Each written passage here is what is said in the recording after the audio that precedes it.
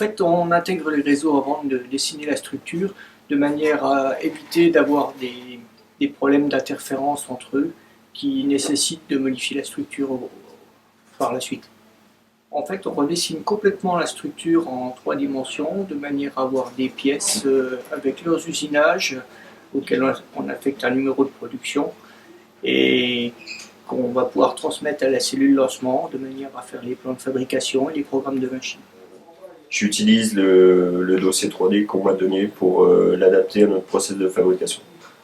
Donc je vais numéroter les pièces, établir les plans de fabrication des murs et établir tous les programmes machines qui seront nécessaires à la réalisation du chantier.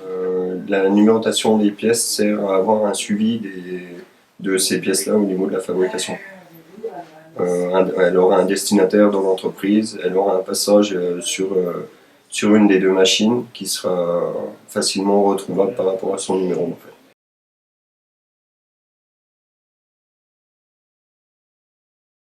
Alors nous stockons ici le bois nécessaire à la fabrication de la partie intérieure des bâtiments. Donc tous les bois qui vont faire partie intégrante de la structure mur, plancher, charpente.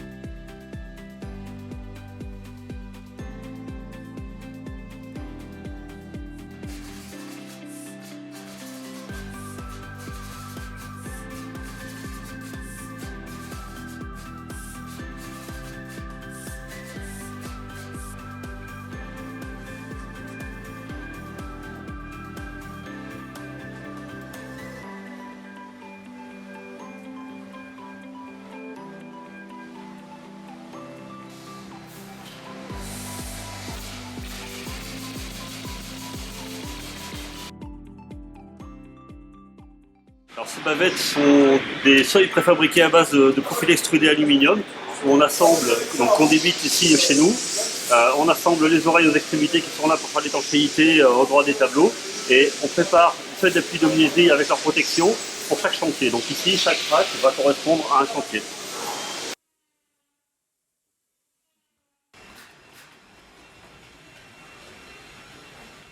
Donc on a ici le chariot de transfert qui nous sert à gérer le stockage des panneaux en gare. On récupère là-bas les panneaux finis avec les mesures extérieures et les vêtures.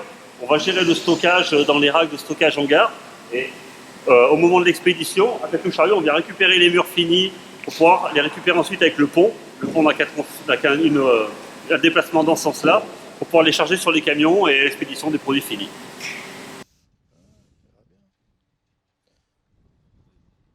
Alors le tri de nos déchets, nous récupérons le carton et le plastique que nous mettons sous forme de ballot et qui est recyclé après par une autre entreprise qui vient les évacuer.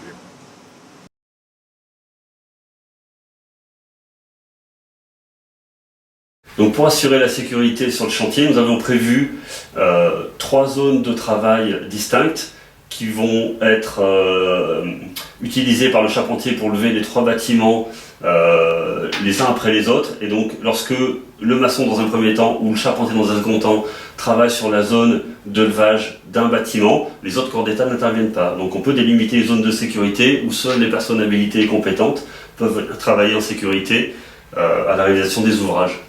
Donc, on trouve ici la zone d'accès au chantier qui sera l'endroit d'accès futur du lotissement. Nous avons ici les emplacements des 3 bâtiments, la zone de circulation principale pour l'accès au logement et au stationnement. Nous avons ici une zone de stationnement avec des garages et des stationnements aériens, et ici une autre zone de stationnement complètement aérien.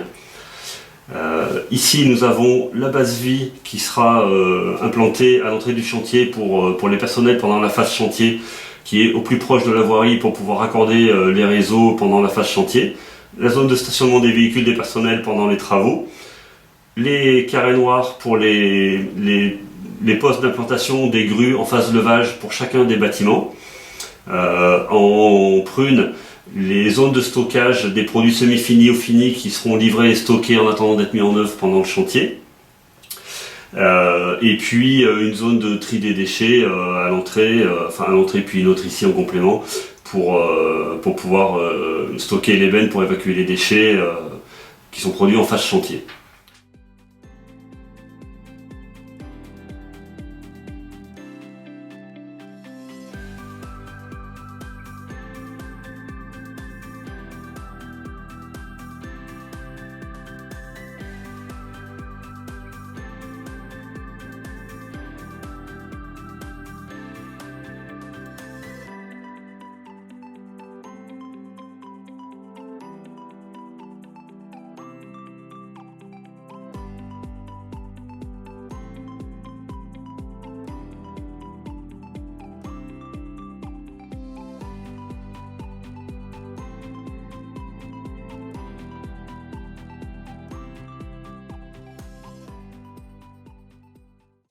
Donc on reçoit les fermettes de notre fournisseur en kit la veille du levage. On installe, on monte les fermettes au sol, donc sur les dalles. On sert de la dalle pour faire le plan d'implantation des fermettes. On assemble les fermes, on pose aussi des écrans de sous-toiture au sol.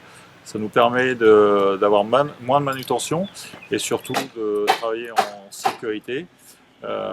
Une fois les fermettes assemblées, on les monte directement à la grue sur les murs qui sont déjà levés.